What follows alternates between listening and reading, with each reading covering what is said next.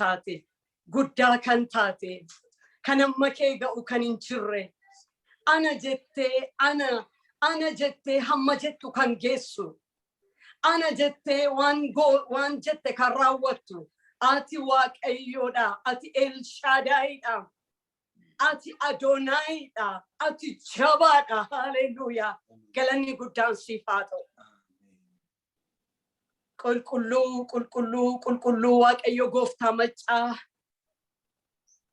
kumaatamaan kan lakkaaman ergamoonni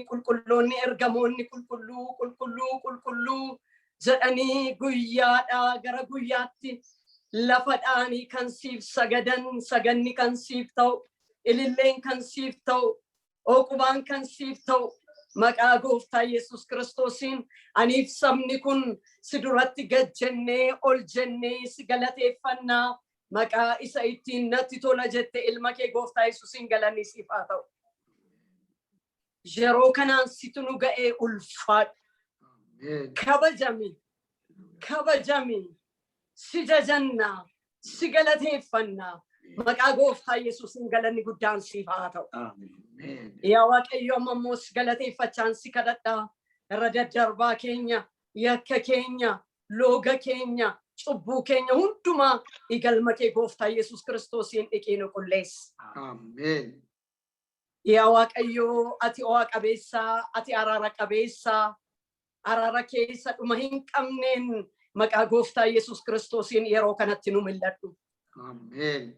yaa waaqayyo argamuun kee nu wajjin jiraachuun kee maqaa gooftaa Yesus Kiristoosiin tokkoon keenya taa dhaga'amu yaa isa fageenyi sin daangessine al tokkicha bakka hundumaatti argamtu nu yaa waaqayyo gooftaa lafaan teessuma lafaatiin gargar fagaannee jirra garuu yaa waaqayyo teessummi lafaa fageenyi lafaa kan sin daangessine homaanuu kan hin daangeffamne amma maqaa gooftaa Yesus Kiristoosiin humna keessan daangeffamneen gidduu keenya deddeebi'i hojii hojjechuu barbaadde hojjedhu waan diigamuuf akka diigi jireenya keenya keessa waan buqqa'uuf akka buqqisi maqaa gooftaa Yesus Kiristoosiin waan nutti guutuu barbaadde nutti guuti surraaf ayyaana keessiin bookee maqaa Yesuusiin nutti uwwisi sagalee isaa ergee isaan fayyisees dhiphina isaanii hundumaatti isaanii kee jedhamee akka caafamee jiru amma maqaa Yesus Kiristoosiin sagaleen kee inni billaa qara lamaarra caalu sagaleen kee inni aangoo qabu sagaleen kee inni hojjetu gooftaa maqaa Yesus Kiristoosiin gidduu keenyatti haa mul'atu humna sagalee keetiin aboo sagalee keetiin gidduu keenyatti mul'atu wanti fayyuuf akka fayyu maqaa Yesus Kiristoosiin waaqayyo gooftaa hidhaan keenya haa hiikamu wancoon keenya haa cabu haleluuyaa galanni guddaan siif haa ta'u boleessa koos gargaar anas firoota koo warra iddoo fagoorra jiran iddoo adda addaati warra sagantaa kana hirmaachaa jiran tokkoon keenya akka Maariyaam miilla kee jala teenye akka si dhaggeeffannu ati nu gargaari galatoomi ulfaadhu hafuurri hamaan qilleensa kanarra kan balali'u jiin hammeenyaa kamtullee sagantaa kanaan kan lolu saba keetiin kan lolu maqaa gooftaa Yesuusiin hojiin isaa diigamaa haa ta'u hojii isaanan diigaa kan diigame haa ta'u qilleensa kana to'adhu yaada keenya to'adhu qalbii keenya to'adhu nu wajjin ta'e maqaa gooftaa Yesuusiin ameen Waaqayyo si eebbisu. ameen Waaqayyoon baay'ifnee galateeffannaa jalqabaa sagalee Waaqayyoorraa gabaabaadhaaf egaa isinii hiree booddee immoo akkuma Waaqayyo gargaaretti yeroo kadhannaa hin qabaanna. Egaan Waaqayyo egaa carraa kana nuu kenneeti yaada lama keessan ture sagalee Waaqayyoo yeroo hiruuf jedhu kanatti yaada lamatu keessa koo dhufe akkan hiruufi amma murteessuu wanta qabuuf yaada nama dubbadhu keessa kootti cimee iddoo qabannaaleen isa fudhadhee dhiyaadhe dubbii gowwumaa fakkaata wantani dubbachuuf jedhu maaliif akkani beeksisas yookiin immoo sagantaa kana kaayyoo isaa dubbisee argeerasi namootaafis sheer gooneera iyyuuti waa'ee du'aa ka'uu gooftaa keenya fayyisaa keenya Yesus Kiristoos ilaalchisee yerootti akka jalbultiitti isarraa kan ka'e konfiraansii godhamaa ture guyyoota dheengaddaati kee amma guyyaa har'aatti jechuudha. Waaqayyoof galanni guddaan haa ta'u. Seenaani Kiristoos Yesuus du'uu isaa duwwaatu hin ta'in du'a mo'ee arfii du'aa cabsee du'aa ka'uunsaa misraachoo guddaadha addunyaa kanarratti. Maqaan isaa bara baraan kan eebbifame haa ta'u. Kanaaf baay'ee kan nuyi gammachuu guddaatti qabnu kan nu jireenya bara baraatti abdanne du'uu isaa duwwaa miti yotuu du'ee achi nafeera ta'eeti waan tokko hin godhu namni baay'een du'ee achi nafeera bakka ta'e inni waaqa bakka ta'eef garuu du'ee achi namni ni waaqessinu du'a mo'ee ka'e du'a mo'uu ka'uun waan mootuun ta'een arfii du'aa isa namoota irratti mo'uuf jedhe sana arfii du'aa sana seexan harkaa fuudheeti arfii du'aas cabsee ka'e waaqayyoof galanni guddaan haa ta'u. Egaan yeroo waa'ee du'aa ka'uu gooftaa Yesuus Kiristoos kana yaadannu kan keessa koo guute dubbiin waa'ee isuma du'aa ka'e kana waaqayyoon beekuun dubbachuu barbaada. Waa'een gooftaa keenya fayyisaa keenya Yesuus Kiristoosiin beekuu dubbachuu barbaada.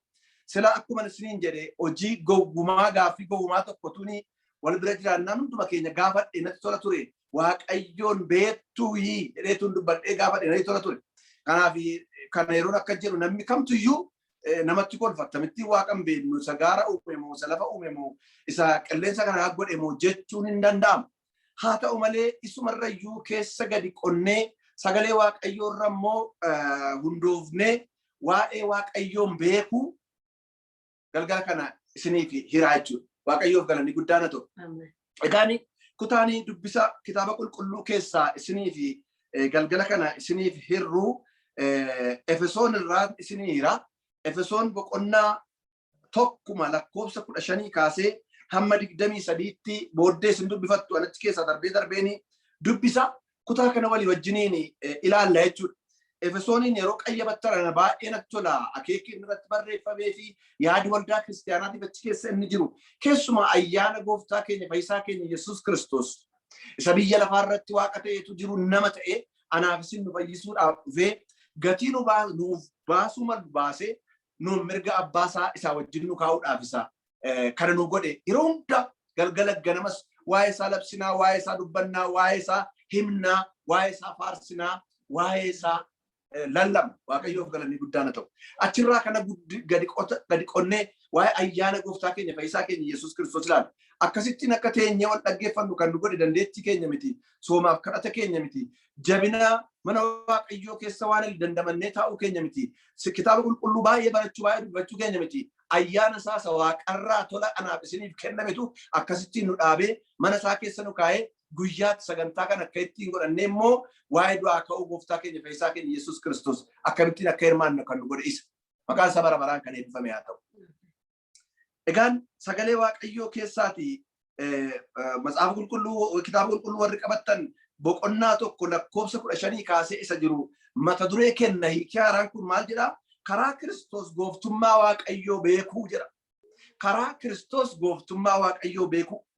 Ammasi nan dubbisa kana kutaa kana ammasi angooftaa Yesuusitti amanuu keessanii warra waaqayyoof qulqullaa'an jaallachuu keessan dhaga'eera. Waa'ee keessaniif waaqayyoon galateeffachuu kadhata koo keessatti isin yaadachuu hin dhiifne. Waaqayyo gooftaan keenya Yesuus Kiristoosii abbaan ulfinaa hafuura ogeessotaa isin gidduu waaqayyoon beekuus isinitti mul'isu akka isiniif kennuufi nan kadhadha. Irra deebi'ee asii kana.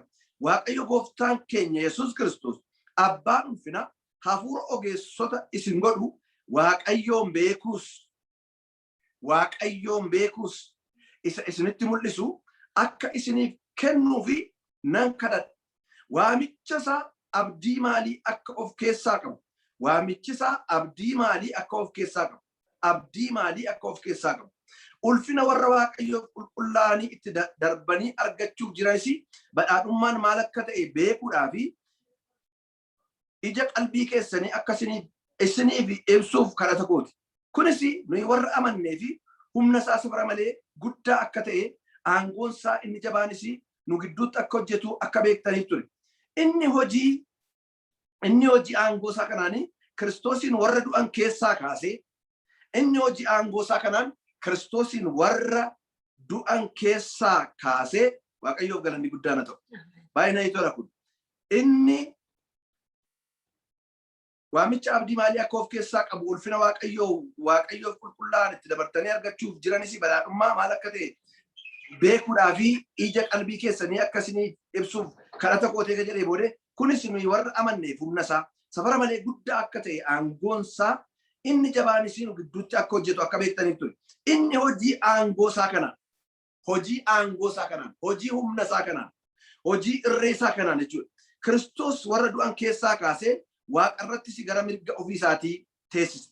Gooftummaa aboo humna mootummaa hamma jiru hundumaa bara kanaatti bara dhufuttis waanuma maqaa dha'uun danda'amu gararraa isa oolchee jedhe.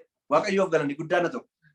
Egaan akkuma asirratti karaa Kiristoos gooftummaa Waaqayyoo beekuu jedhee kitaaba kana irratti mata duree kenne ani immoo Waaqayyumaan beekuu isa jedhuun dubbadha. Maal jechuu barbaade? Kutachuma kanarratti duwwaa xiyyeeffadhee gaggabaabsee dubbadha.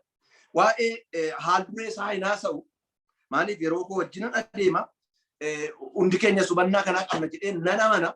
Kutaa kana Phaawulos kan barreesse waldaa Efesoonii bara 60 keessa kan barreesse ilaallaa garuu waa tokkoon isinitti hima. Warra Efesoon keessa jiran yeroo kun barreeffame keessatti of jaju turan warri Giriikootaas of jaju warri Roomaas of jaju turan. Waan ittiin of jaju qabu turan waan ittiin aadatan ta'uu qabu turan. Warri Giriikootaa Arxeemsisee jedhamtu Arxeemsa jedhuun warri Roomaa immoo Diyaana mana qulqullummaa akkasii qabu mana qulqullummaa waaqa tolfamaa qabu akka ta'ee fi baay'ee magaalattiin karaan of beekamtii karaan of tuulti. Yoo mana qulqullummaa Diyaanaa mana qulqullummaa Arxeemsa jedhu kanaan baay'ee of tuulu turan.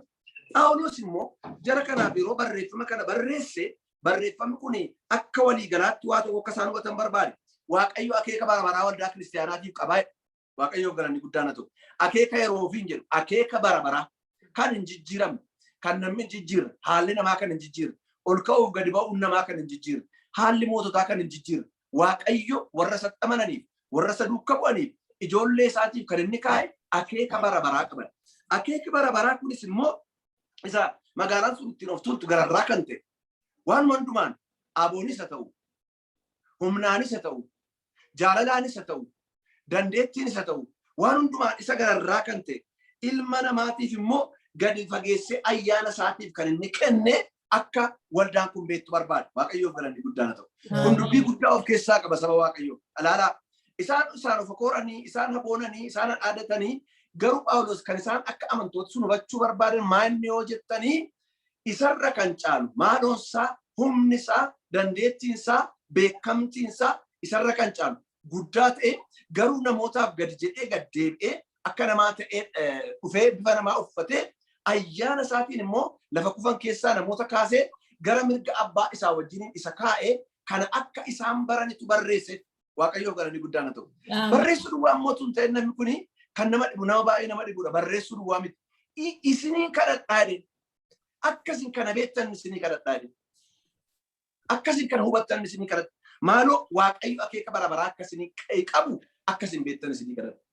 Irratti dabalee immoo Waaqayyo ayyaana isaa isa gadi fagoodhaan akka nama dhumaatti isin baate akka beektan isiniif kadhadhaa. Kanaaf kadhata isaa sana keessatti ijoon kadhata mata duree inni achirratti tokko tokkoon diriirsee kadhatu mata dureen suni warra caala isa durbee kanarra Waaqayyoon akka isaan beekaniif. Waaqayyoof galanni guddaan haa ta'u. Ameen. Gamaa Waaqayyoon miti namni namallee beekee fixuu hin danda'u. Haadha manaa koo kunoo na bukkee jirti Waaqayyo si eebbisu. Egaa ol fuunee waggaa 28 beekee fixuu hin dandeenye. Ameen. Beekee fixuu hin dandeenye. Bakka turree mateenyu amanni hin taane ta'u gaafa biqilee durumayyuu kun isheen waan akkasii kana abdii beekee fixuu hin danda'u.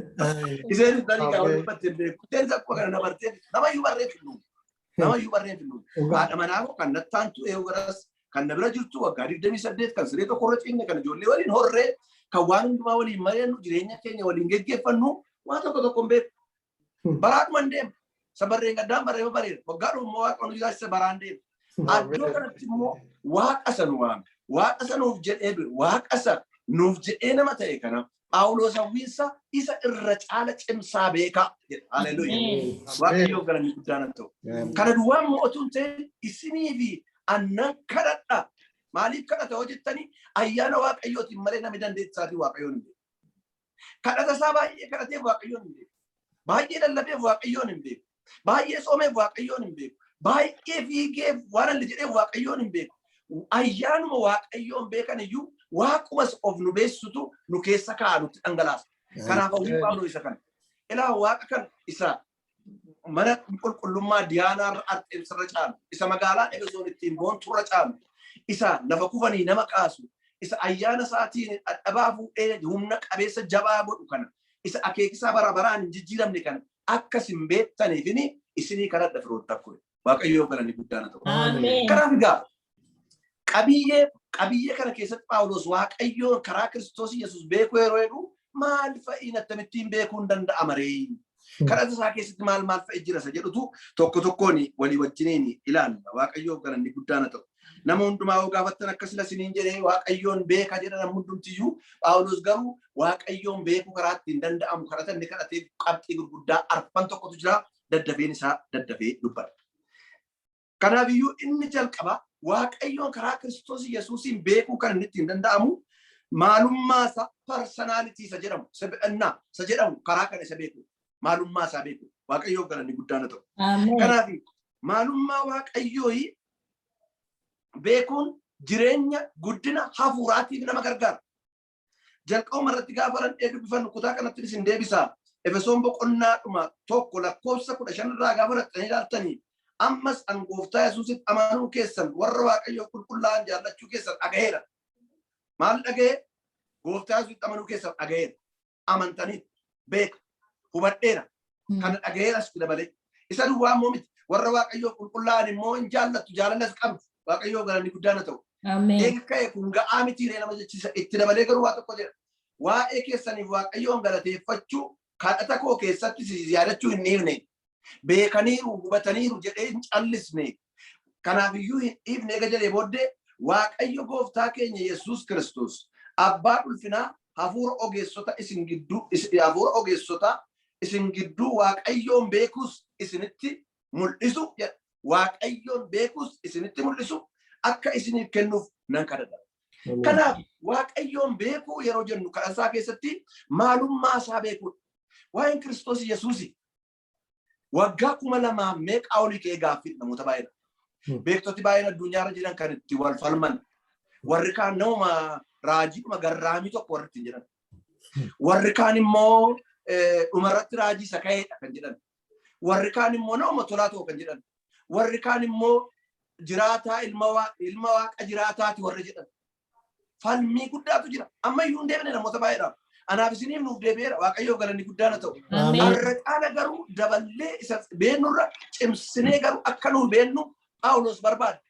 Saba sanaaf har'as immoo sagaleen kun hin hojjeta bakka ta'eef otuu har'a Phaawulos dhaabatee anaaf isinitti dubbata ta'ee nuuf barreessitee isuma kana jedha. Amantaniittu qulqullootan jaallattu Waaqayyo garuu waan tokko sirratti dabalu Waaqayyoon irra caala beekuu ayyaana ulfina isaatii isin irratti dhangalaasu nu jedha. Ameen. Waaqayyo galanni guddaan ta'u. Kana inni guddaan kana qabeenyi guddaan kan isin dhibu waa'ee Waaqayyoon beekuu waa'ee Kiristoos kana Macaafa Qulqulluu keessa gaafa ilaaltanii namooti baay'een eenyuun ni jedhu. Achitti mandaraa Naazireet keessatti dhalatee akkuma mucaa Ibrootaa tokkotti guddatee akkuma ijoollee Ibrootaa tokkotti baree hojii harkaas achitti bareera. Waggaadhuma gaafa 30 ga'u lafaa ka'eedhuma an ilma Waaqayyooti gaafa jedhu maal jamaa maal taatani kun safara keenya keessan dhumnee ilma Maariyaamii miti ilma Yoosef miti maali waan akkasiin goonee jedhanii bitatti galu. Sima tokkoon akka har'uma ka'ee guddatee achi gidhi miti. Sagalee Waaqayyoo waa'ee isaa garuu waan jedhu akkana dhufee ilma namaa bifa namaa uffatee nama keessaa waan gadameessa namaa keessaa akka mul'atu isa dagatan. Haa ta'u malee kanaan kan ka'e hin rakkatu. Akka ofirraan dhiibne hojii gurguddaa hojjetee argisiisa. Otuwaa tokkoon barattiin dhufee waggaadhuma ijoollee ta'e mana qulqullummaa keessatti akka warra beektotaa yeroo inni sagalee Waaqayyoo banee galagalchu warri fariisotaa eenyu kun eessatti baratee jiru. Eenyu inni jedhu deebiin. Maali inni jedhu? Kan isin dhibu nu baasa jedhanii fayyisaadha jedhanii hojii isaanii dhiisanii garaa kutatanii warri isaan wajjin dhaqanii deeman duuka bootota isaaniillee duuka bootota isaa warri 12 filaman illee yeroo itti bitatti galchu. Otuma galaanarra deemanii gaafa galaannitti ka'ee cimee jiru gaafa supha tokko inni harka isaa ol kaasee bubbeedha nama maqaa Yesuusiin gab jedhe maqaa Yesuusiin natti jedhe. Waaqayyo bubbeedha gab jedhe roonni jedhu bubbeen inni abboomameef yeroo bubbeen abboomamuufi waa tokko jedhan kan isin maali eenyuun jedhan eenyuun kan bubbeen abboomamu eenyuun jedhan Waaqayyo galanni guddaan ta'u. Gaaffii kanaaf Waaqayyoon beekuu jechuun personality isaa nama ta'ee dhalachuusaa Maariyaam durbarraa dhufuusaa nama rakkisa. Yeroo tokko tokko yeroo dubbatanii namooti yeroo waa'ee dhugaa baanu akkamittiinitu namni tokko nama ta'ee waaqa ta'a. Nama guutuudha weettu waaqa guutuudha weettu meenaa ibsa. Akkamittiin namni tokko waaqas ta'ee namas ta'a. Sammuu koo xinnoo kana ibsuu hin danda'u garuu sagalee waaqa hora jira nama. Waaqayyo waaqa ta'ee utuu jiru bifa ilma namaa uffatee Filiphisiis boqonnaa 2 garba ta'ee gad of deebisee nuuf jedhee dhalate.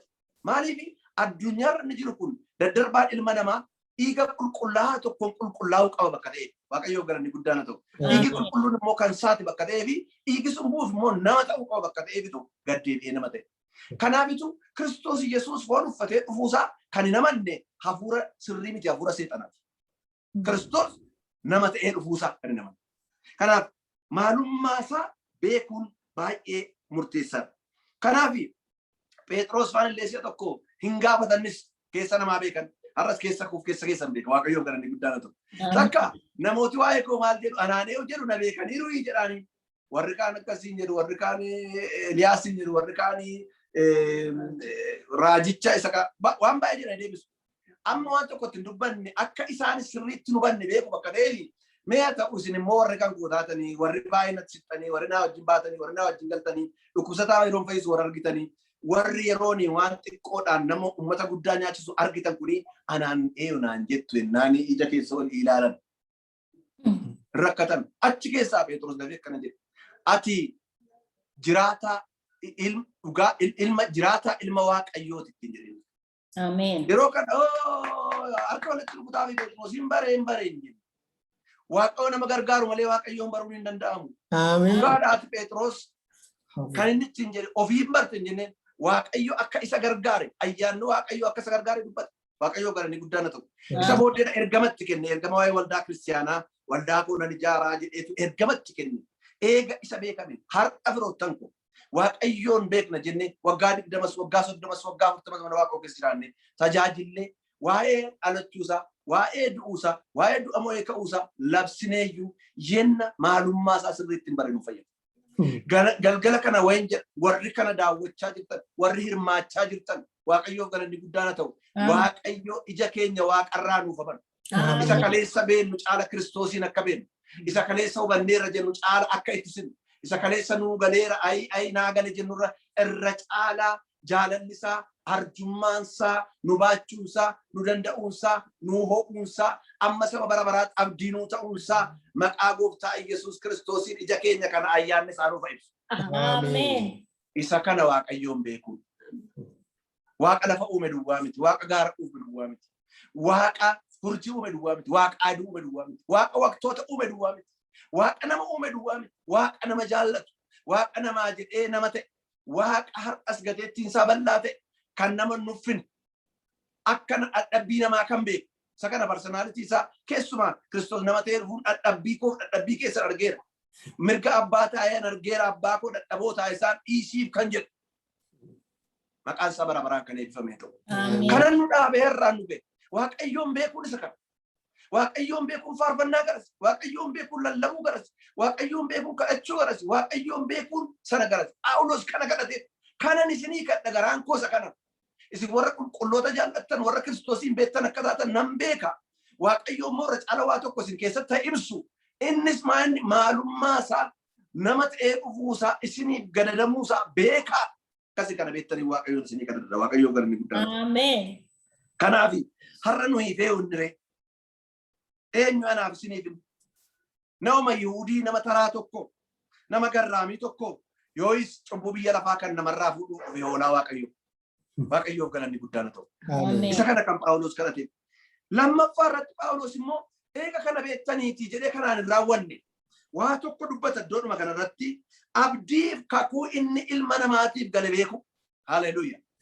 Kakuu inni namaaf gale beeku jedhattaan. Isa eega akkasitiin badreetii kana duwwaa miti abdiitu immoo jira sababii kanaan nuuke.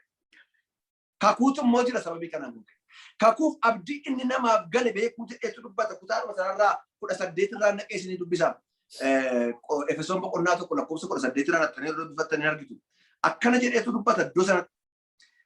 Ilaa na dhaggeeffadhaaf roota. Waaqayyo gooftaa keenya 17 irraan dubbisaa jira. Waaqayyo gooftaan keenya Yesuus Kiristoosiin abbaan ulfinaa hafuura ogeessota isin godhu waaqayyoon beekuusi isinitti mul'isu akka isiniif kennuufi nan kadhadha. 18 dhaggeeffadhaa.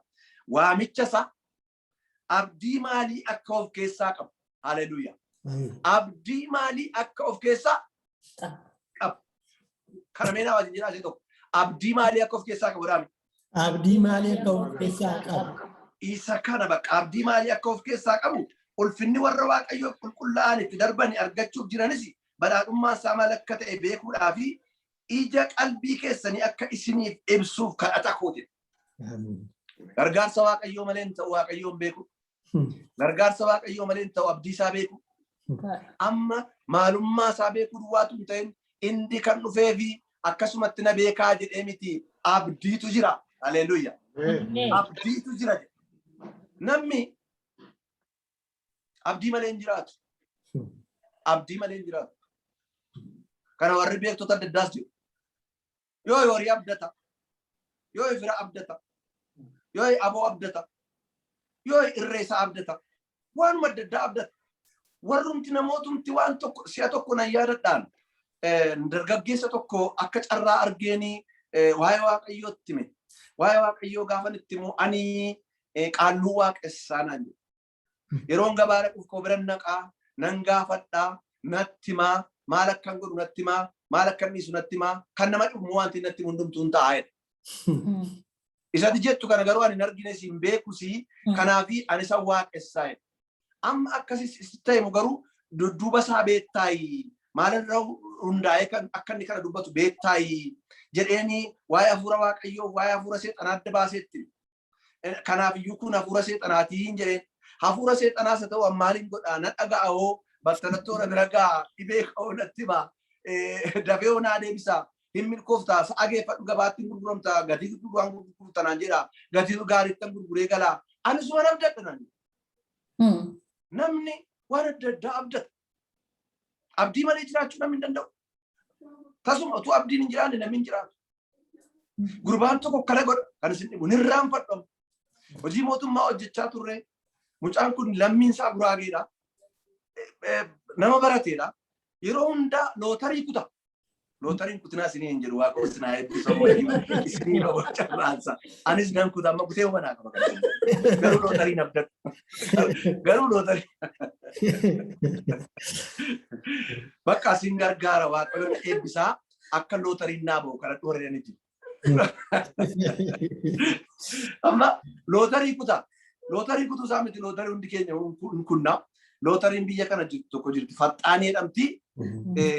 Inni akkasii hin duugamti. Boolla gara 6 moo 7 qabdi. Har'a tokkittii duugee bula kan isin bukeessaa soqee bula. Maaliin ilaaltu? Maaliin ilaaltu yamma dhumaatti jiraanii boriin ilaala. Maaliifi har'a isee sanarraa dhabeera bakka ta'eefi borimmoon baati ta'a seenaaftu jedhee abdataa bula sammuusa. Abdii godhataa bula. Borimmoo galma dhufee see lammaffaa immoo akkasirraa duuga. Irraa duugee yeroo see dhabamtu inkaa maaliin jettu immoo silaa laakkii boriin ilaala. Amma guyyaa 6tti guyyaa 5tti isee 5 duugee fixeetu tokkitti dhabe. Otuu see sanan duugin dhaqee lootarii gara biraa bite. Ilaalama. Maaliifi yoo lootarii gara biraa bitin isee sana duuge halkan kana taa'aa bula hin baaneef bakka ta'eefi sammuusaa dhiphataa bula. Amma sarara yoo inni kun rakkinan qabu san biti keessaa morga nama ilaalama. Akka kanattitu abdii godhata. Abdii godhata na dhiba. Musliimaa mucaan kun abdii godhata baay'ee. Hin nuffus hin dhiisus. Egaa waggaa dheeraadha egaa gargar baanee yoo na baheeraaf ta'ee hin baaneef ta'ee maal akka ta'een biyya lafaarra namni abdii adda addaa godhata. Waaqayyoo garanni guddaan haa ta'u. Amma abdiirra caalu kan hin jijjiiramne haalli kan hin jijjiirre namni kan hin jijjiirre naan danda'amne kan hin qabne carraas kan hin barbaanne abdiin guddaan ta'u karaa Kiristoos Yesuus hin dhufe. Waaqayyoo garanni guddaan haa ta'u. Aniifis abdii guddaa qabna. Abdii biyya lafaa irratti abdattan kamiin iyyuu kan wal qixxaatu. Wal qixxaachuu miti kan wal bira qabamuu hin dandeenye. Maqaan Waaqayyoo bara baraan kan eebbifame haa ta'u. Maxaafa qulqulluun abdii jiraataa jedhaan iyyuu. Abdii jiraataa jedhama. Jiraataa jechuun haalli iddoo kan hin sochoofne. Moototi iddoo kan hin sochoofne. Namni iddoo kan hin sochoofne.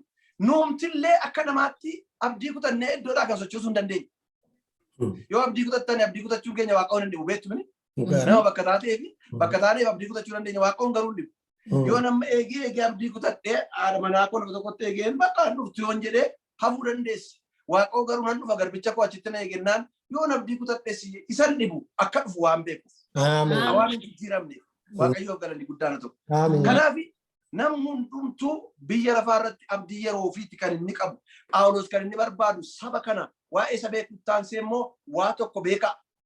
Haala kamiin keessa jiraadhaa?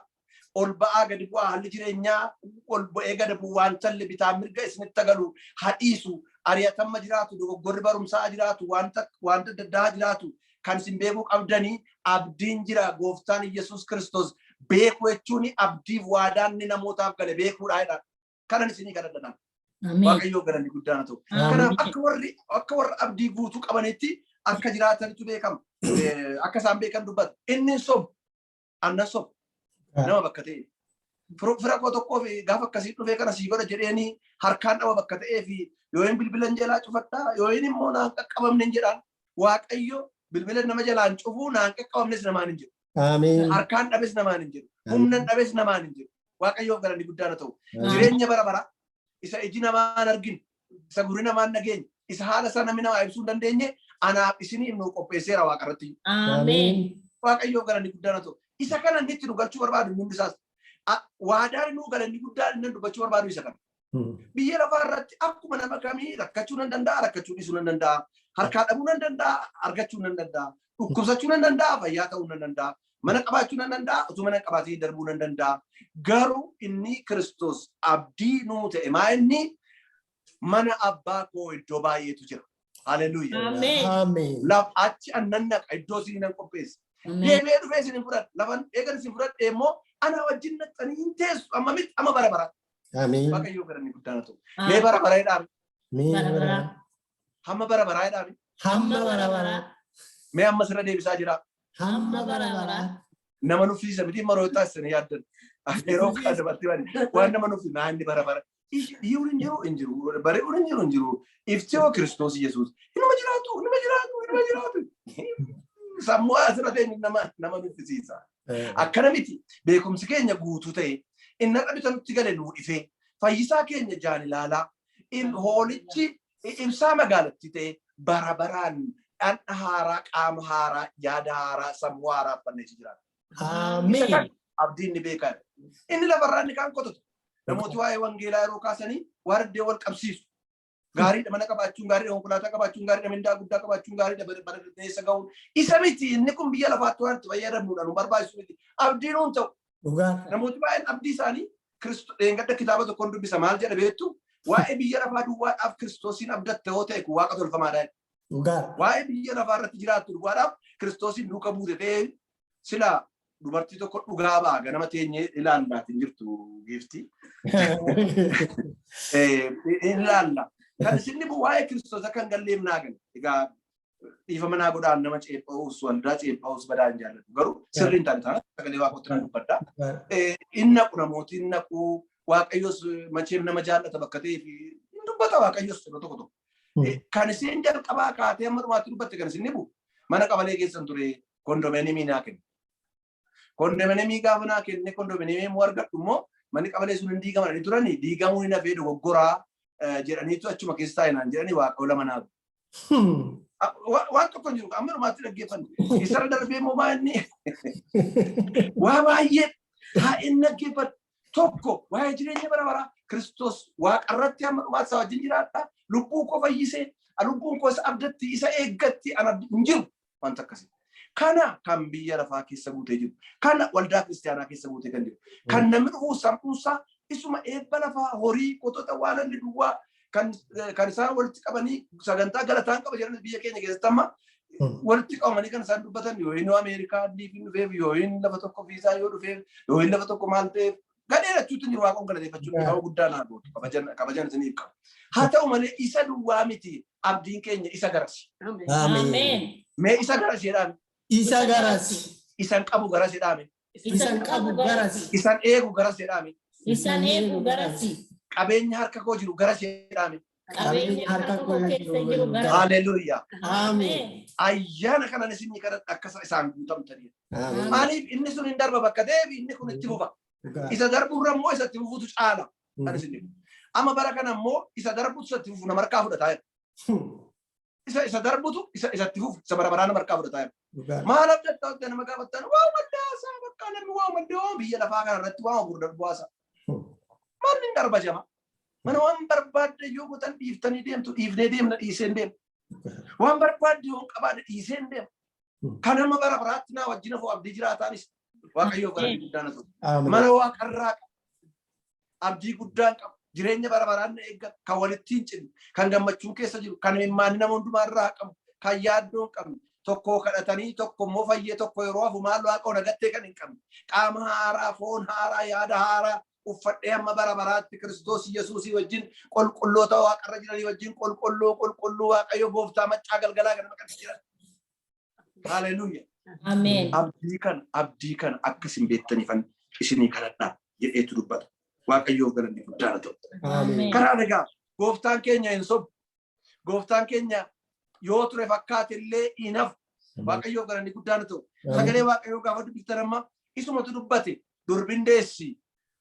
In ulfoofti dhiira malee sin deessi maqaasaa akka jettee dubbatan hin sobne yeroo isaatti durbi Ibrootaa tokko Maariyaam hin ulfoofte ajaa'iba ta'e iseettuu rakkirati ta'e yeroo ulfaa'u iseetti himame eega ulfoofteesi waan tokko waan dubbattu hin qabdu bakka ta'eef garaa iseetti yaaddi turte kitaaba qulqulluu hin deesse akkuma jedhe Maariyaam durbaa keessaan dhufee mul'ate deebi'ee biyya lafaa immoo nan dhufa ani nan du'a du'ee immoo du'a moo'ee nan kaa'e akkuma jedhu anaaf isiniif jedheetu gatii kaffalee dhufee du'e.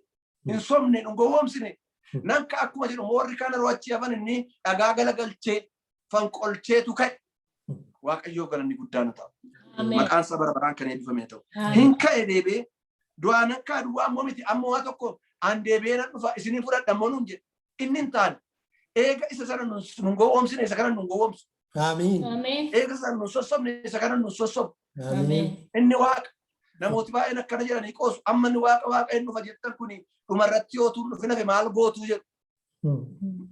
Yoo fe maal gootu dhattanii ilaaltan moo hin argitan moo ragaa maalii of hirkaa qabdu waan qabatamaa jedhu waan qabatamaa barbaadu. Nummoo dubbiin waaqayyoo inni dhugaan inni jiraataan kun dhugaadha hin amannaa asirratti barreeffamee jiru. Kanaaf nan amanees nan dubbadhe jedha kitaaba qulqulluun nan amanee nan dubbadhe jedha. Gooftaaf galanni guddaan haa ta'u. Kanaaf hin dhufa yoom akka dhufu hin beeknu. Barrisaa akka dhiyaate garuu kitaaba qulqulluun nutti dubbata. Yoom kakuu haaraa eega dhufee dhalatee kaasee bara dhumaa keessa jira malee. Bara dhumaa keessa jira. Bara Phaawulos faan jiraachaa turanii bara dhumaa akka ta'e baay'ee dubbatanii. Waa'ee bara dhumaatti yookaan lallabuufaan barbaadee ture har'a. Waaqa keessa yoo kana guute malee. Baay'ee bara dhumaa eega bara sana bara dhumaa jedhame bara manu jirru immoo irra caalatti ittiin bara dhumaa nama kanatti dhiyaate ilaala. Abdii kana qabna waaqayyoo galanni guddaan haa ta'u. Ameen. Kanaaf har'a firoottan koo baay'een sin kabaja kan jaallatamtan saba waaqayyoo maa inni abdii nu harka keenyatti qabannee waaqayyoon garas abdii nu ta'a jennee bobaa keenya jala keenya. Kan namatti hin himanne, kan abbaa manaatti hin himanne, kan haadha manaatti hin himanne, kan ijoolleen nu hin benne, kan firii nu hin benne. Garuu akka abdiitti nu qabannee guduunfannee kan nuyi qabannee jirru maa inni. Kanaaf gooftaan keenya fayyisaan keenya Yesuus Kiristoos abdii lafarraa nuyi qabnu garas abdii bara baraa. Phaawulos lammaffaa irratti kan inni dubbate egaa isa beeku jedhee gada hubate waa'ee maalummaa isaa personality isaa sibannaa isaa beekuu duwwaatu hin ta'in immoo nam kun abdii kenneerra abdii isaa yoo beekne waaqayyoon beekneerra jedhetu dubbata waaqayyoon galanni guddaan ta'u. Deebee sadaffaa irratti Phaawulos kan inni kadhatee fi humna isaa haleluuyaa aangoo isaa maqaan waaqayyoo bara baraan akka eebbifamee ta'u. Isa beeku jedha. Efesoon boqonnaa 1:9 isinii dubbisa. Kunis nuyi warra amannee fi humna isaa safara malee haleluuyaa humna isaa safara malee guddaa akka ta'e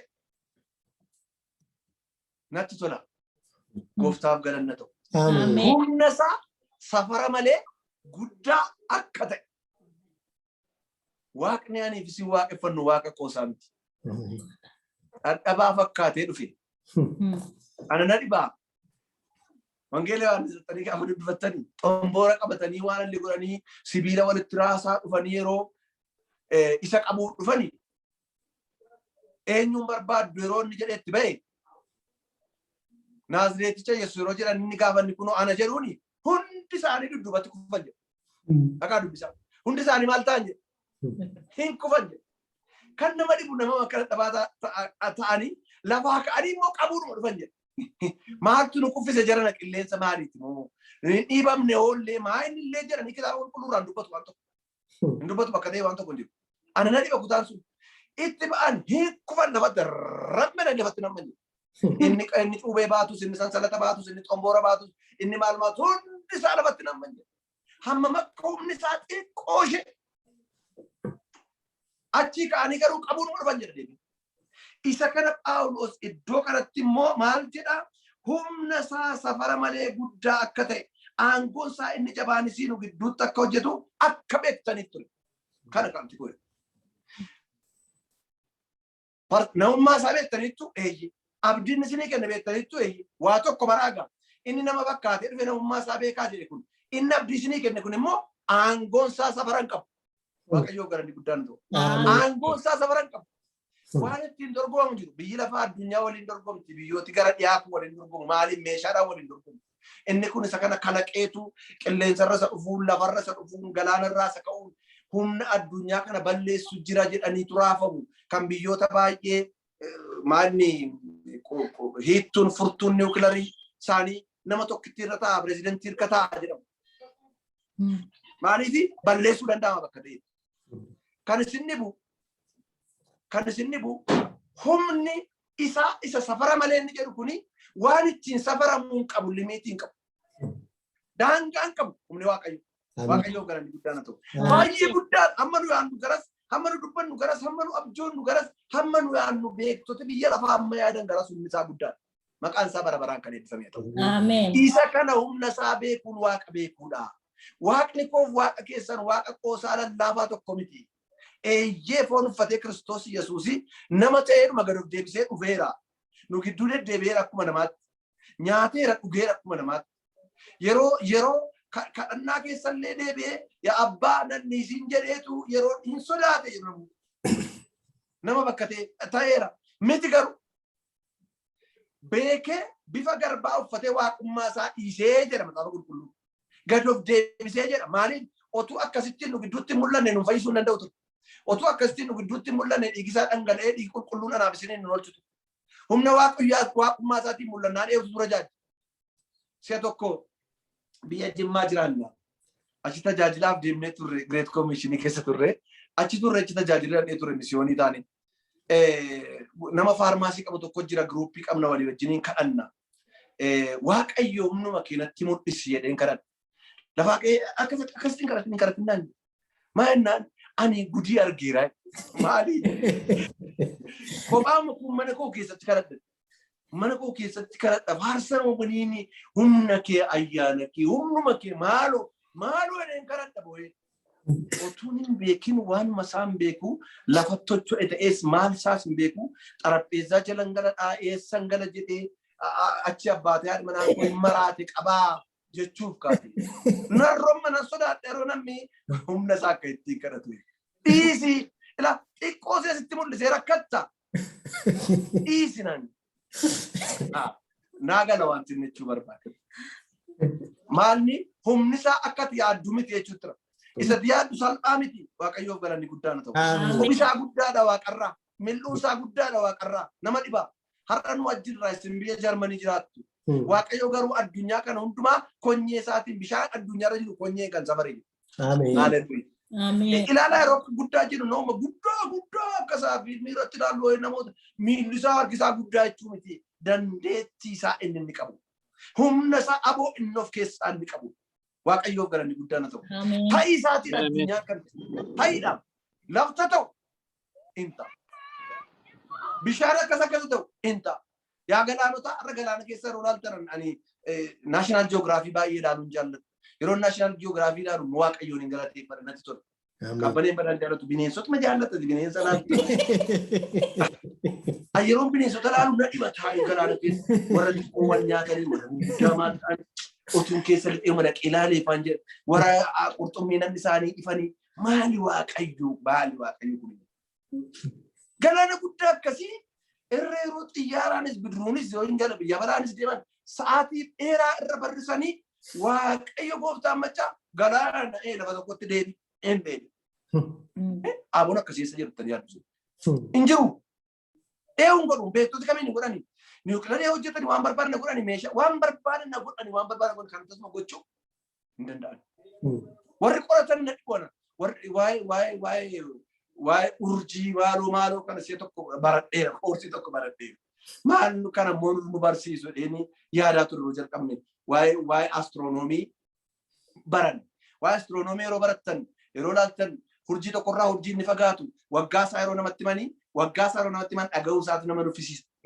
Maal jechuudha? Ammana kun ammanarraa fagaatee yeroo isaan kan arganne jedhan kan isin dhibu takka turanii waggaa booddee turanii immoo pilaaneetii gara biraa tokkotu argame. Na dhibaan dandeettii waaqayyoo nama dhibu. Guddinni waaqayyoo nama dhibu.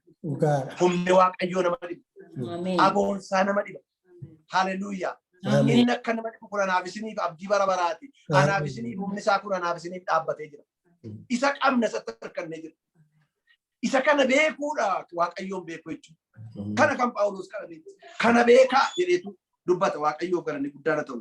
Samara malee kan ta'e aangoonsaa kan jedhu. Waaqa ta'ee dadhabaa fakkaatee foon uffatee haa dhufu iyyuu malee inni humni isaa humna ajaa'ibsiisaadha. Yeroo tokko biyyuma lafaarratti iyyuu Kiristoos mul'isaaf kan isin nama dhibaa. Qurxummiidhuma lama biddeenuma isaan qaban shanimee nyaachisaa jedhee yeroo itti kennu nama dhibaa. Akkasuma ta'anii mootummaa beekee lafa tokko ga'anii immoo eenyumaan ni jedhu na dhibu isaanis eenyumaan nama argisiisan kun namaa jiru. Humni isaa nama dhibaam lafuma irrattuu mul'iseera. Nama du'aa guyyaa 4 ture dandeettiin isaa waaqummaa isaa eenyu kanan godhu kaasuun dhufe jedhanii yeroo isaan bo'anis immoo isa kaasumatu beekullee wajjin gaddee bo'ee nama bakka ta'etti. Wajjin gaddee bo'ee immoo takka to'ee Alaazaar du'aa ka'ee gaafa jedhu namni ina jaa jedhame lafaa ka'ee deemeera. Lafuma irratti waaqayyoo galanni guddaan ta'u. Humni isaa kun humna dinqii sammuu namaa ol ta'e gooftaaf galanni guddaan ta'u.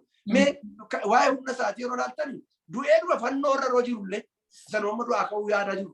Du'eedhuma warri Yihuudotaa ajjeesanii hin raawwateef jedhanii fannoo irratti ol baasanii nuyi karaa fayyinaa akka inni ta'u hin beekani achiin dhaqanii yeroo fannoo irratti ol baasananii fannoo irra taa'ee illee humni isaa mul'ate. Waaqayyoo galanni guddaan ta'u. Maatiyus boqonnaa 27 lakkoofsa 51-54 isin dubbifadhaa jiru kana booddee achirraa dhaqaalaalaa achirratti kan isin kan nama dhibu iddoo sana irratti waaqayyoo akkuma Israa'eelota yeroo warri Misir gallakkisuu didanii humna isaa jabaadhaan gallakkisiisedha. Humna isaa jabaadhaan gallakkisiisee jedha. Namni tokko utuu waan tokko godhin mee humna waaqayyoo fannoo irratti mul'ateen isinitti hima. Kaayyoo konferansii keenya waa'ee du'aa ka'uu kanaan wal qabatee kana dubbachuu barbaade humna isaa beekuun baay'ee barbaachisaadha.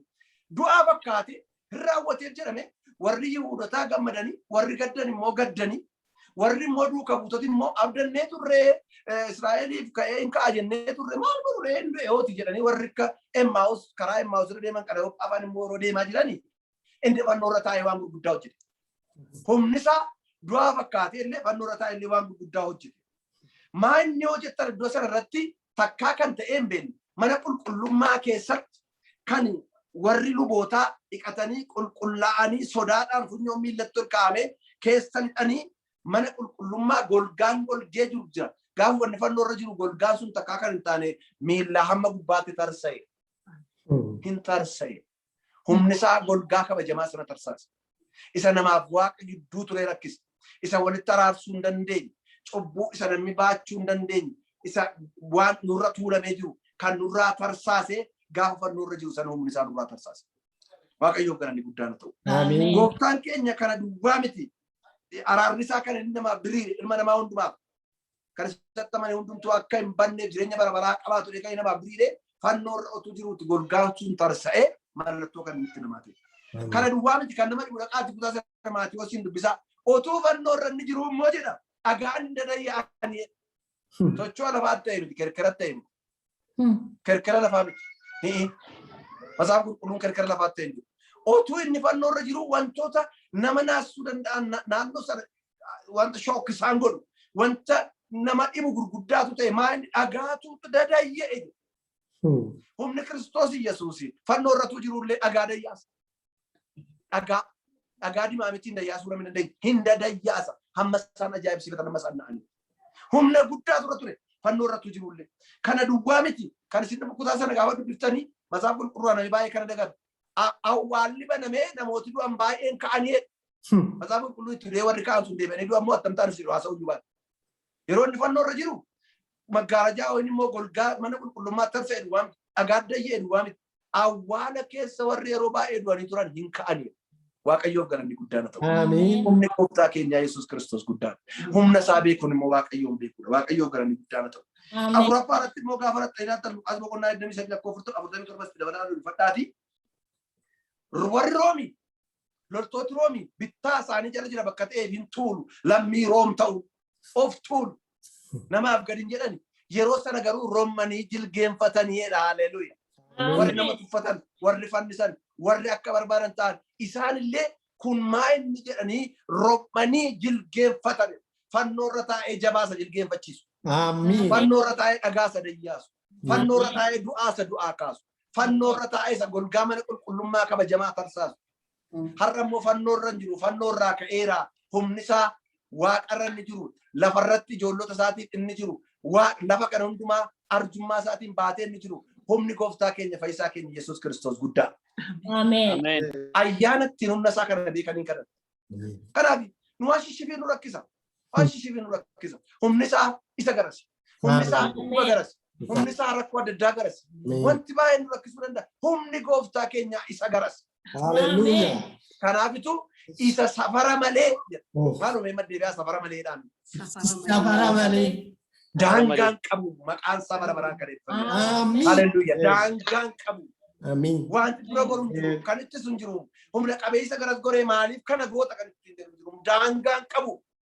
Isaan safara malee isa jedhu.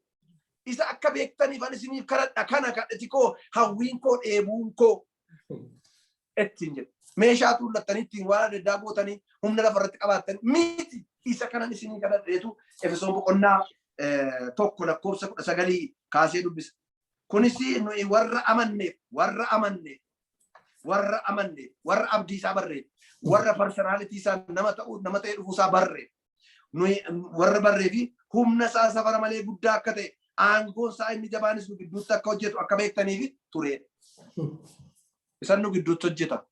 Isatu dhukkubsataa fayyisa. Isatu beelaa beela baasa. Isatu warra hidhii xuuxe gammachuutti jijjiira. Isatu fuula dukkanaa immoo ibsa. Haleluuya. Waaqayyo wanti inni dadhabameef tokko hin jiru. Tokko hin jiru. Tokkochi waama tokko hin jiru. Nama akka salphaatti fudhata jechuun yeroo bachaan guddaadhaaf kan waaqayyo dadhabame tokko hin jiru. Addunyaan harka isaa keessatti konyeedhaan bishaan kana safare. Hundumaa pilaanetota kana beeka. Pilaanetota har'a warri beektotaa beenna jedhan garasis meeqaan meeqa akka ijoollee hin bartanii bira geessanii meesii kana immoo laalaa. Ganaa maqaatti barbaadanii abalota argate immoo jedhanii isiitti immoo rakkatanii waa'ee isii qorannatu jedhanii immoo gara biraa immoo pilaanetii argate immoo jedhu amma gara pilaanetii kana nuyi dursaa gal baranne amma gara 15 maal iyyuu ka'an. Hin fida abbaan keenya. Ameen. Humna isaa kanaaf dadhaa. Humni isaa kun isinii wajjin jira. Tokkoon keenya beeka. Gadameessa haadha keenyaa keessattuu nuyi maqaa keenya beeka. Maqaan keenya anarra qabbanee ta'an ingidaa ta'u abbaa haadha koon nama moggaasee isaaniif ta'a malee waaqayyo otuu isaan waliin fuudhin gadameessa kamiin keessaa akka argadhu beeka. Kan ittiin dhaabanne kan ittiin jiraanne humna isaati. Kan abdachaa jirru humna isaati. Waaqayyoof galanni guddaan ta'u. Kanaaf waaqayyo sabni waaqayyo waaqa isaa godhate galateeffamaadha kan jedhu kanaaf. Maaliif humna qabeessa guddaatti hirkatee jira. Humna qabeessa guddaan nu baatee jira. Gateetti jabaan nu baatee jira. Haleluuya. Kanaaf gooftaan keenya laafaa dadhabaa wawwayitti hin galle kan inni fakkaate yeroo fannoo irra jiru. Waan tokko bakka jenne ture miti. Kaneessa akka jechaa ture miti maalummaa qulqullummaatti meerere. Mee achirra kaaka. Warra kaanisoo akkasa godhu ofiis gada buusee fannoo irraa akkasa godhuuti. Laafaa yeroo ture jedhamu. Dadhabaa yeroo fakkaate. Yeroo kam Kiristoos dadhabaa kan fakkaate yeroo fannoo irra taa'ee jiruuf qabu. Yeroo inni abbaa jedhee maana dhiiftee kunoo laalaa kana waaqayyoo kan otuma ta'ee yeroo jedhamu. Yeroo sana mataasaa humni isaa jira humni isaa guddaa yeroo laafaa fakkaate. Maal godhe sinas itti beera Maatiyos irraa. Dhagaa dayyaasuun namni yeroo baay'ee du'e ka'uun guyyaan dukkanaa'uun golgaan bakka lamatti tarsa'uun warri Roomaa loltooti Roomanii jilbeenfachuun humna isaa turaati. Ameen. Humna isaa kana akka beektaniif jedhetu dubbata Phaawulos. Waaqayyoo galanni guddaan ta'u. Ameen. Eegan kana jedheeti isuma taane kan jiru isaan kan wal fakkaatu immoo baay'een dubbadhu. Aboo humni isaa wal fakkaata bakka ta'e baay'een haasa'u. Maaliif iddoo sana irratti dhaxxanii gaafa laaltan 20-23 irraayi 20-23 boqonnaa tokko lakkoofsa 20 kaasee 23tti inni hojiin aangoo isaa kanaan Kiristoos warra du'an keessaa kaasee Waaqa irrattis gara mirga ofii isaatii teessisee gooftummaa aboo humna mootummaa hamma jiru hundumaa gooftummaa aboo humna mootummaa hamma jiru hundumaa bara kanaatti bara dhufuuttis waanuma maqaa dha'uun danda'amu gaarraa isa oolche. Ameen. Gooftaaf galanni guddaan ta'u. Ameen. Abbaa aboo jabaa isa darbees taanaan isa amma jirus taanaan isa dhufus taanaan aboonsa mootummaa aboosaa sana gararraa isa oolche jedha. Akkana isinitti mun qabu waan numti aboo waaqayyoo gararraa jiru jiru. Aboo humni wal fakkaata dheeru. Aboo qaba bakka ta'e humna isaa mul'isa bakka ta'e. Aboo qaba. Galaana irratti aboo qaba. Dhukkuba irratti aboo qaba. Rakkina irratti aboo qaba. Haaleluyyaa. Waan irratti aboo dhabeen qaba. Namoota yeroo tokko tokko waaqayyo waan gurguddaa duwwaa fayyisee waan shishshifii immoo akka hin fayyifne baay'eetti fudhatu. Waan gurguddaa isa rakkisu maaltu rakkisee ishee kanaaf ture. Waaqayyo rakkatu. Waaqayyo waan xinnoottis waan guddaattis isaaf waan xinnootti wal qixxeedha. Aboo mee warri biyyaasa ta'uuti ani qabu gaasiin qabu akkoo faa qabdan mee yaada warri biyya amma jiraatanis ta'u akkoo qabdan yaadni dadhabdu waan tokko kan walitti hin galle uleen kan deemtu humna kan hin qabne waan tokko humnas hin qabne loluu miti darbachuu miti yoo akkasitti butan jorgaa itti kan kuftu wal qabda ilaala. Dhattee teesse aabbee kottu kana fuudhichi kaa'e yoo jettan hin fuutan hin keessumoo keessan hin keenya. Maaliif keenya yoo jettanii humna see sodaannee miti. Maal seet aboo ishee waaqayyoof galanni guddaan ta'u. Aboo qabdi. Aboo qabdi. Narratti aboo qabdi. Jaartii nama natti jitan fuudhoon jedhee qabe yoon jedhe nan danda'a humna qaba bakka ta'e bara. Aboon salphaa miti. Aboon humnarra caala. Na dhibaanii yeroo tokko tokko in agarra gaaloltoota irra gara biyya kana keessatti yeroo baay'een argina isin argitu. Na dhibu warri ajajaa lola. Yeroo lola kan qawwees hin baatan tokko tokko fiilmii irraan argee wanta hin taane hin beeku. Qawwees hin baatan warri ajajan reediyoo wayii baatu keessatti. Warri isaan eegan immoo qawwee baatu. Baay'ee na dhiba taa'e. Amma namichi kun maal amalee naannessee deema. Waraana kana keessatti yeroo qabuuf jarri kun xargootee warguttee namicha kana lafa buuftee qabbaneeffattee hoo eeyyaan. Edaa aboon salphaa miti nama biratti. Waan tokko qabu hidhatan qabu. Yeroo dhiyootti akkasuma nama tokko arge nama nama beekuudha. Nama nutti dhiyaatudha. Aboo amma aboo qaba amma taayitaa qaba. Mana Waaqayyoo keessas jira. Dhimma tokko qabna. Cidha tokko qabna kaleessa. Cidha qabna mucaa keenya heerumsiifannee. Waaqayyoo galanni guddaa tabbaa taataaniirra. Cidhi kun cidha nama rakkisus iyyuu hin turre. Cidha nyaata dhugaatiin isin jirreedha. Charchitti geessine ijoollee wal fuun akkasitti naayish ijoollee seenaa abshaalaa wal fuudhanii nus nuti salphate kun waan tokko qototin jiru daasiin hin jiru maaluun hin jiru sin tajaajilaa irra Waaqayyoo haalumti jireenyaas tu jalatti ijoollee kanatti geggeesseera. Boor waan qaban liqeeffatanii yoo ta'an mana kiraallee waan kaffatanii qabanii abshaala taa'anii dhufaanis. Haalli jiru abshaala isaan taasiseera kan isin dhibu. Achitti namni nu beeku kun hin dhufe. Akka carraa ala bahee jira dhaqeen dubbisee inni isa eegu waa baata waa hidhatee jira. Naan dhaqee balbala banee fi eegale balbala banee fi booddee dhaqee konkolaataa isaa achi dhaabee deebi'ee iddoo qabatee ilaale na dhibe taa'e. Amma balbala banuufis midhamu. Inni eegamu waan ta'uu hin qabu inni eegu waa qabaa egaa inni eega bakka ta'ee fi inni kun isuma sanallee yoo shakka wanti nu biraa dhumu hin qabu garuu maal qaba aboo qaba. Yeroo waan tokko hin jedhu hin sokka. Yooma guddaatti miteen kan isin dhibu loltooti na dhiboonaan loltooti yeroo ajajaa argan meeshaa baatanii harka duwwaas akka walitti galan hin dhaabatu akka walitti galan hin dhaabatu. Maaltu jira aboon jira aboon guddaa hangafooti keenya aboon irratti kan isaan qabateen kana dhaqaabbee kana naa bitti jedhee mucaa quxisuu hin jiran ergee fiigee dhaqee bitan bitu maal narraa qaban jiru. Maaliif aboon qabu maal? Ijoolleen keenya kan dhufa jamaa inni aboo irratti qabna. Mucaan keenya manne amma kiiboordii taphataa ture guddaadha cimaadha. Ani mannaan kee wallaan soo qabee nan danda'a dheeyya. Danda'u garuu deebii kayida kana tole. Ta'i kana godhe maal aboo jira. Egaa baraaf firoottan koo. Aboo Kiristoos qabu moo maal kana caala guddaa. Hallelujah. Warra olol jedhan gararraa isa olol jedhatu jira. Amen. Hallelujah. Aboo jira. Aboo qaba. Aboon isaa kun waaqarratti lafarratti daangaan qabu. Wangeela Maatiyos boqonnaa 28 lakkoofsa 18 qaadaa qabu fadhaa. Achirraa maalidha?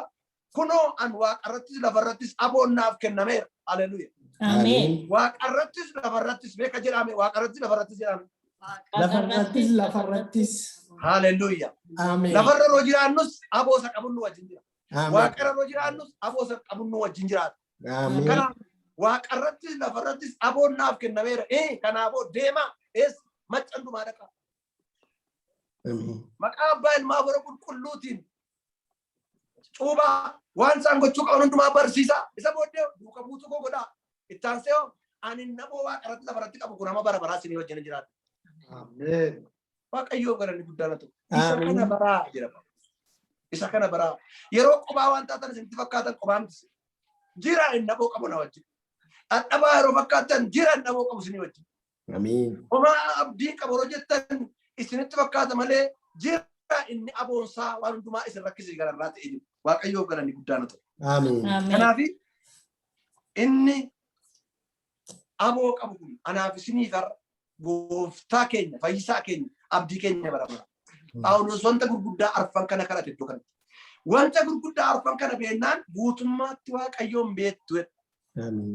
Karaa Kiristoosii waaqayyoon beekuu kan jedhanii kutaa kennaniifis kana. Wanta gurguddaa kana beennaan isin sirriitti warra Efesoon waaqayyoon beektaniittu. Isin warra Jarman waaqayyoon beektaniittu. Warra Awustiraaliyaa, warra Ameerikaa, warra kan eessa hirmaachaa jirtan warri biyya keenya keessa jirtanis waaqayyoon beektaniittu yoo kana beektan maaloo nama ta'ee dhufuusaa maalummaa isaa beektan. Haa ta'u iyyuu malee immoo abdii namaaf kennuusaa abdii isaa beektan.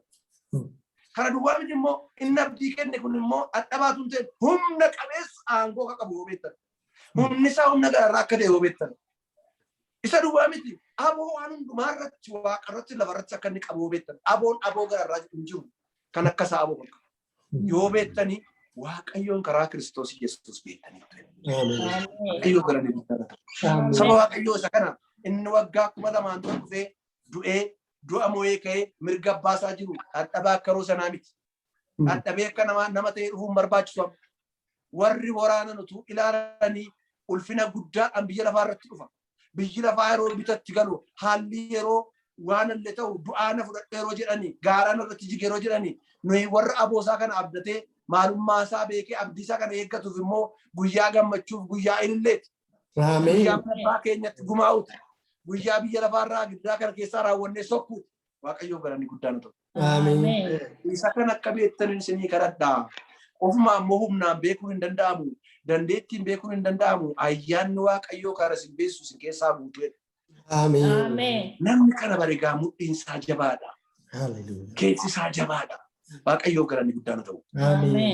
Firoota koo kana ofiif kan na'u isiniifis kan na'u addunyaarra warra jiran amantootaafis kan na'u.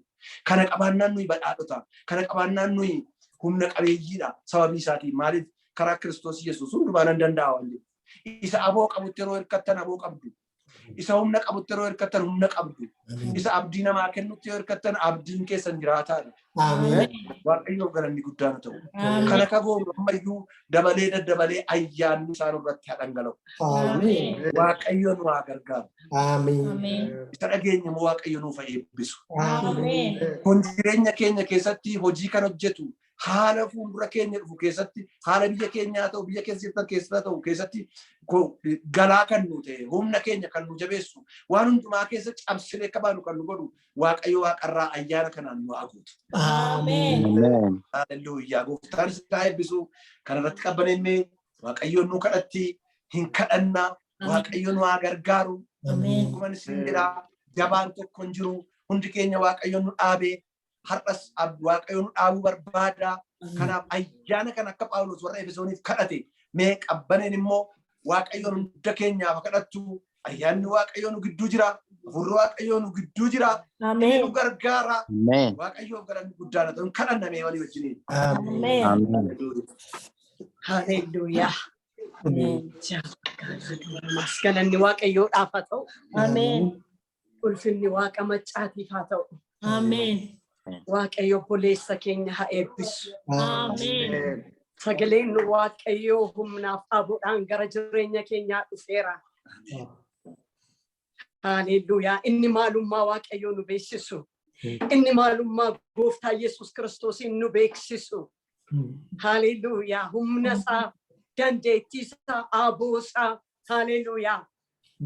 Kakuu isaa inni nu beeksisu. Sagaleen waaqayyoo humnaaf abuudhaan gara jireenya keenyaa dhufeera. Galanni waaqayyoodhaaf haa ta'u. Inni guddaadha, inni jabaadha, inni mootiidha. Hallelujah. Hallelujah.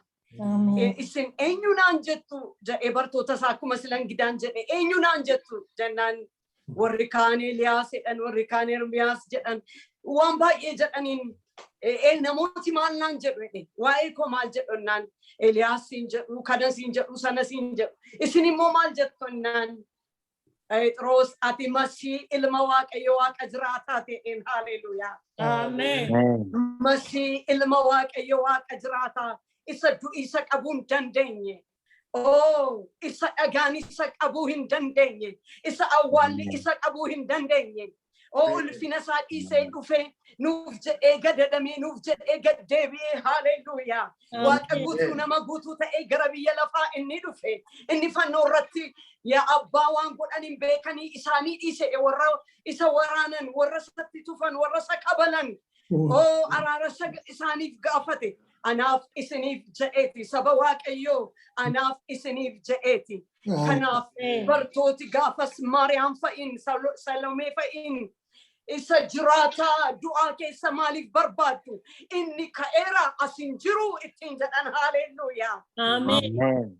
Hallelujah. Isa jiraataa du'aa keessa maa barbaaddu inni du'a mo'ee ka'eera inni asin jiru awwaalichi duwwaadha. Hallelujah. Rospakala badina majana magaya dona janamas. Hallelujah. Hallelujah. Hallelujah. Hallelujah. Hallelujah. Oh Ramadana maga seklo badina magaya dona janamas. Afura waaqayyo waaqa jiraata. Humna waaqayyo waaqa jiraata. Angafa du'aa ka'u Yesuus Kiristoos. Mirga abbaa kan jirtu ulfinaan deebitee kan dhuftu. Hallelujah. Hallelujah. Hallelujah. Du'isi qabuu kan hin dandeenye. Du'a injifattee kan kaate. Mootee kan kaate. Hallelujah. Hallelujah. Du'aa ka'uu keetiin jireenya bara baraa kan nuuf laatte. Gooftaa galanni siif haa ta'u. Amen. Jabina mataa keetti hirkattee mootee kan jiraattu baraaniftee kan turte kan jirtuuf jiraattu waaqadhaatti homtuu sin fakkaatu.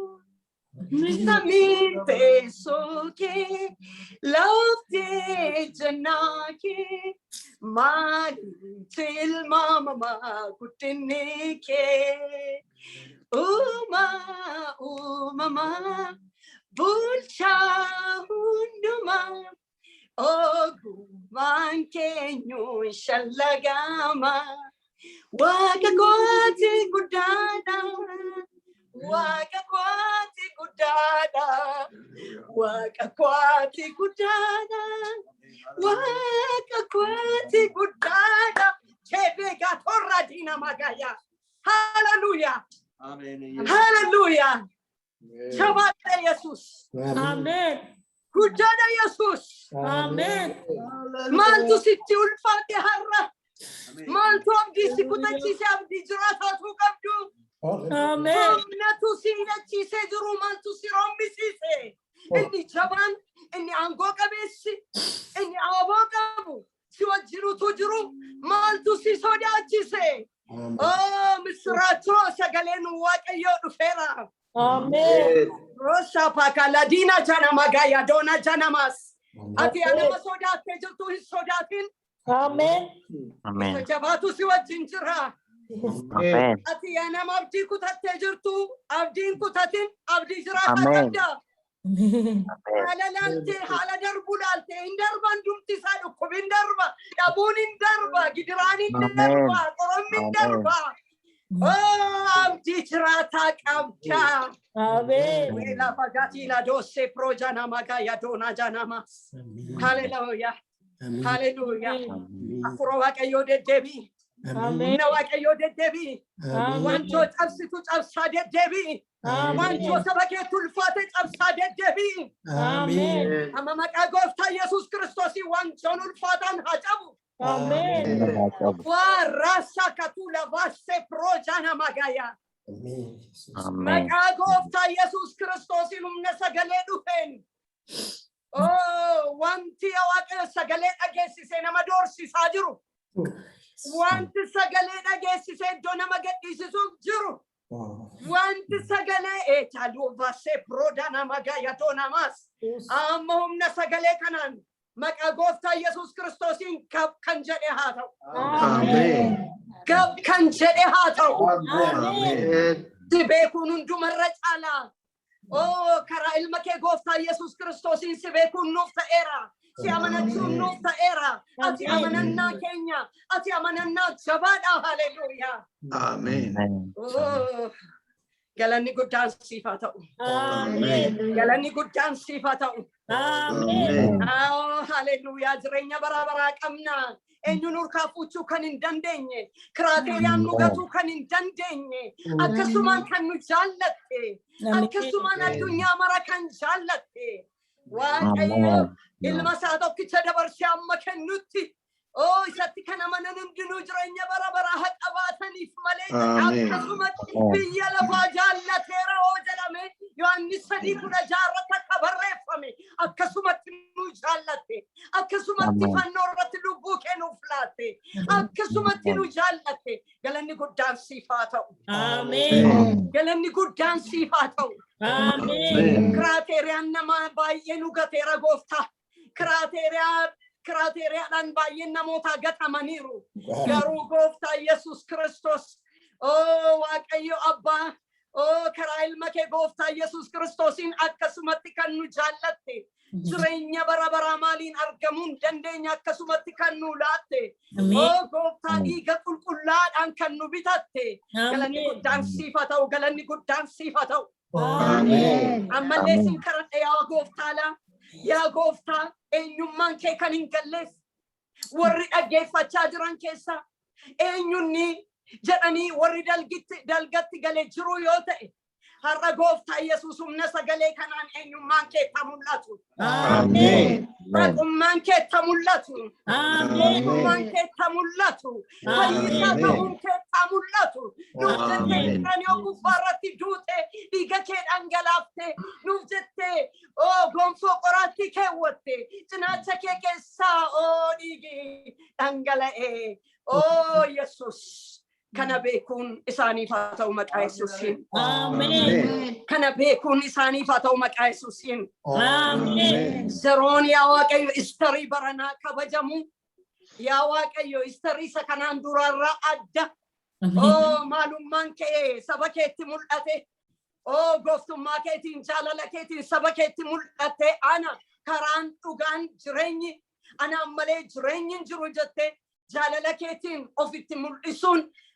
Maqaa gooftaa Yesuus Kiristoosiin konferansii kana guddaan yaa konferansii kana booddee humna guddaadhaan jaalala keessa qaraaniyoo gubbaarratti mul'ateen saba hundumaa sagalee kana dhaga'aa jiru. Maqaa Yesuusiin addunyaa mararraa maqaa gooftaa Yesuus Kiristoosiin gara si beekutti fidi. Amen. Gara si beekutti haa dhufanii. Amen. Hallelujah. Jaloofa sekroda nama gaya donamas. Hello Vatina Magaya. Ola vaya dona janamas. Ati jalala. ati jaalala bara baraatiin nu jaallatte mararteedhaan ofitti nu harkiste baay'een hoolota kee bakkee jiru Yesuus ilma Waaqayyo Waaqa jiraata hoolonni koo na beeku anis sagalee koo beeku anis sagalee isaanii beeka jette gooftaa goranicha ala warra jiran hoolota kee maqaa gooftaa Yesuus Kiristoosiin du'aa ka'uu keetiin sassaabiitii fidi. Amen. Sassaabiitii fidi maqaa Yesuusiin. Amen. Sassaabii fidi mootummaan seexanaa hajiikamu mootummaan inni habal'atu mootummaan seexanaa hajiikamu Yesuus Kiristoos garba inni jedhu garbummaa kee inni labse gooftummaan keetti mul'ate gooftummaa keetiin ofitti mul'iste mootummaan kee habal'atu. Hallelujah. Malavadosse pradina majanaman. Galatoomii ulfaadhu.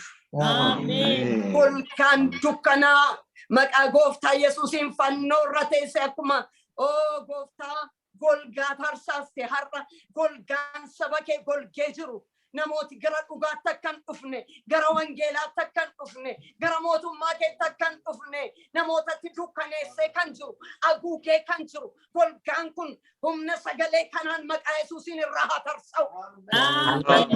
Golgaan suusii gara garaa haa tarsa'u. Golgaan humna ilma Waaqayyoo gooftaa jiraataa namoota gansiisee jiru haa tarsa'u.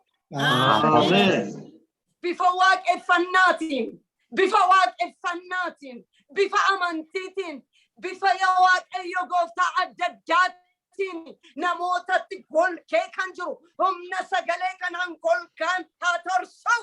Amen. Hallelujah. Namooti luba haa ba'an Waaqayyo luba haa ba'an luba haa ba'an luba haa ba'an. Hallelujah. Luban baay'ee jedha faarsaan tokko hallelujah. Galanni Waaqayyoodhaaf haa ta'u. Luba haa ba'uuna birmaduu sabni kee birmaduu haa ba'u. Amma hidhaan ciccituu haa jalqabu maqaa gooftaa Yesuusiin.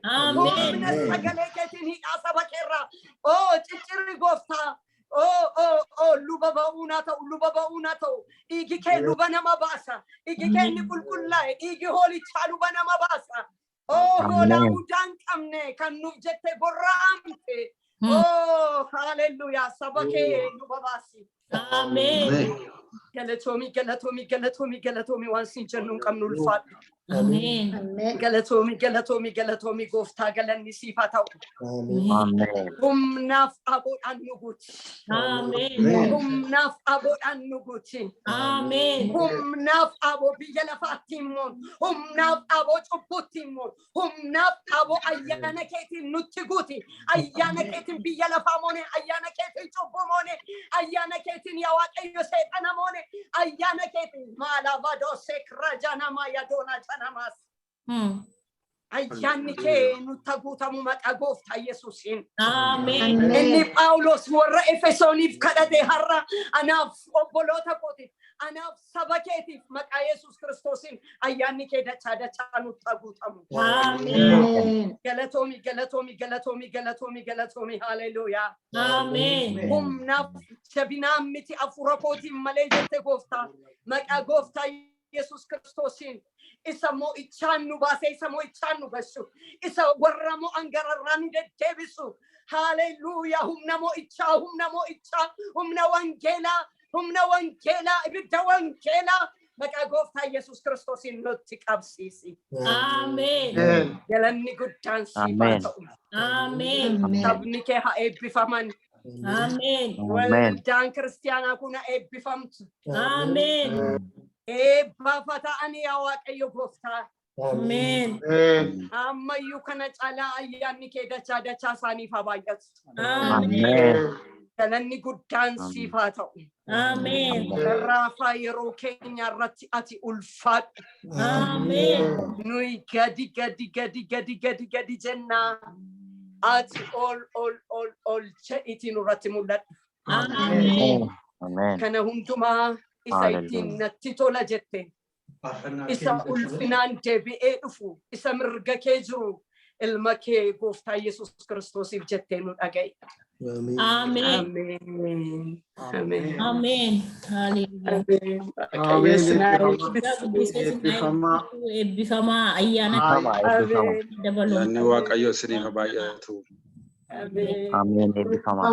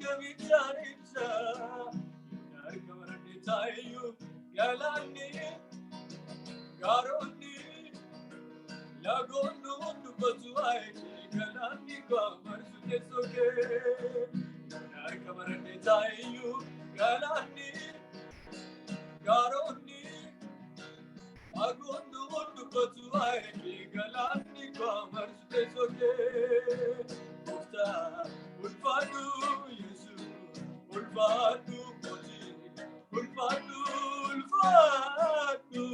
Ufta ulfadu Yesu ulfadu poti ulfadu Ufta ulfadu Yesu ulfadu poti ulfadu Adi wananjanabi Gupta nazemani ke bayeni tukaraju bani ute nabaser kike ojuti nafujirajitu afani badadru kanasi bani warege barako akami udensilagata Gupta ulfadu Yesu ulfadu poti ulfadu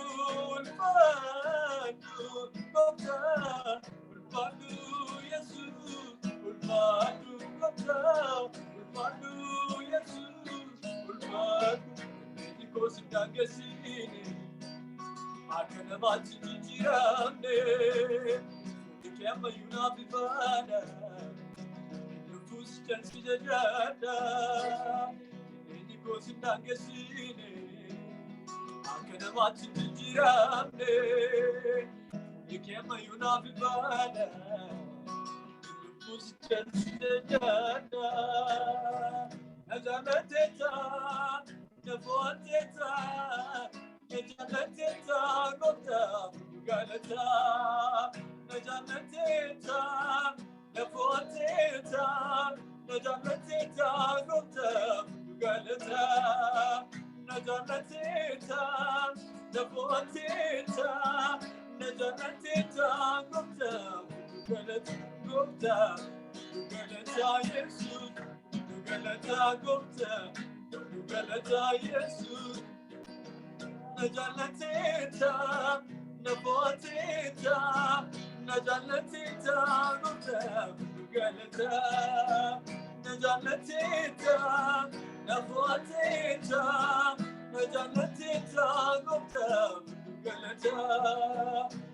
Masilok sangkota ubanne supinari batu Yom bati yom duti jane kufati niya batu Kubadi sabise pongo tortorati kenu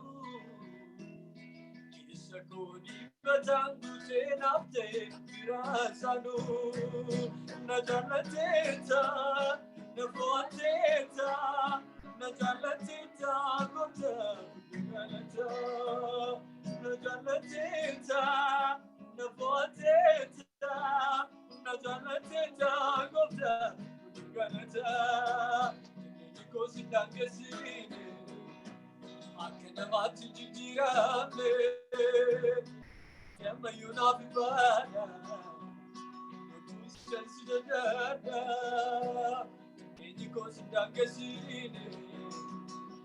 Namati jiramne, Nikema yunafifana, Nutusi chansi jada, Niko sidangesini, Namati jiramne, Nikema yunafifana, Nutusi chansi jada, Najalatita, Nabatita. Najalatita, Gupta, Galata, Najalatita, Nabatita, Najalatita, Gupta, Galata. Bajamun sitini ratini, Jajamun sitini ratini, Ulpini sitini ratini, Majuma. Bajamun sitini ratini, Jajamun sitini ratini, Ulpini sitini ratini. Jasmak, Jamuni Sitini Ratini, Jajamun Sitini Ratini, Ulpini Sitini Ratini, Jasma,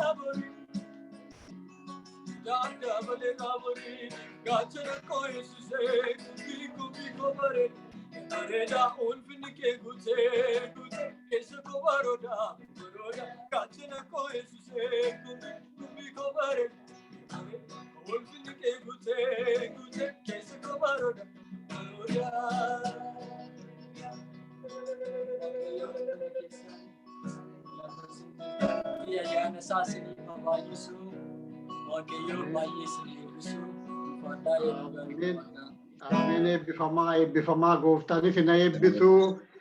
Tajaajila keessan kanaa fi maatiidhaan kunoo dhuftanii kakaatti tajaajila. Du'aa ka'uudhaan jireenya haaraa, mul'ata haaraa, geggeessummaa haaraa, raajummaa haaraa atu nu argate.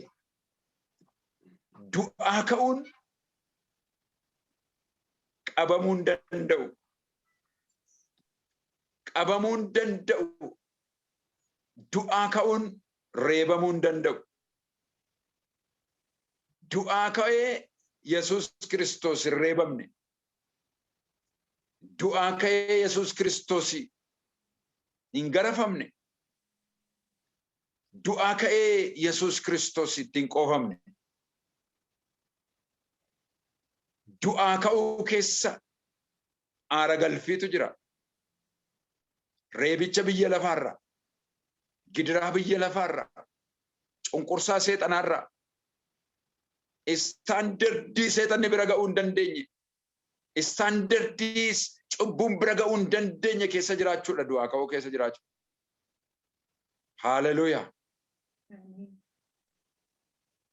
Hallelujah. Amen. Isa keessa dhaga.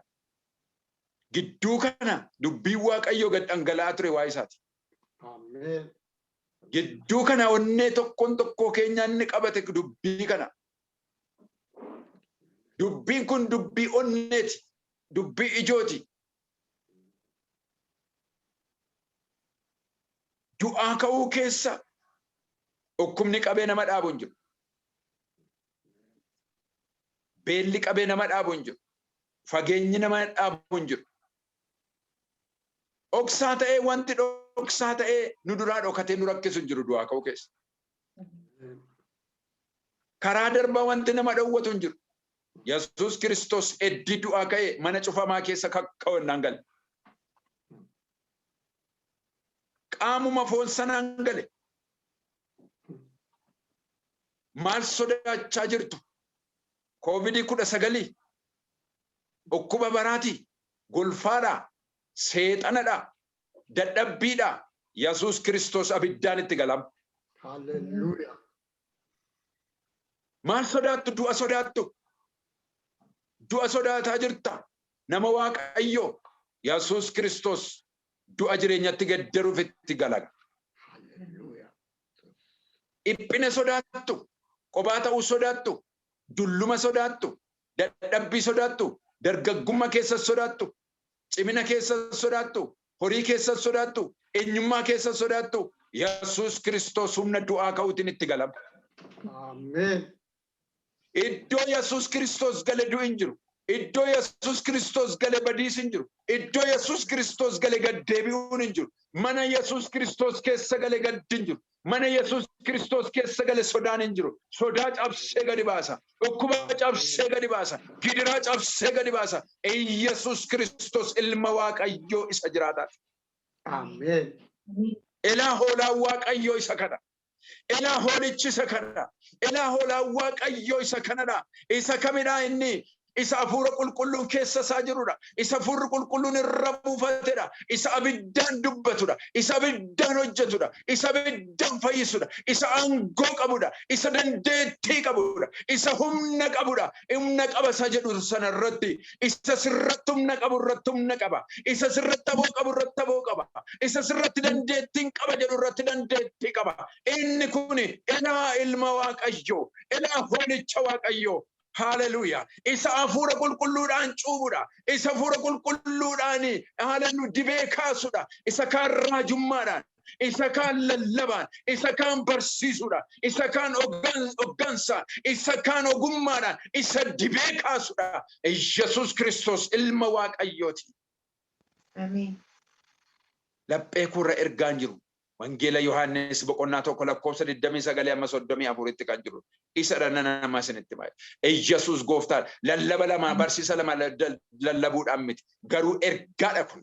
Yesus Kristos iddoo isin sodaachisa irra galam kadhanna waaqayyo. Amen. Hallelujah.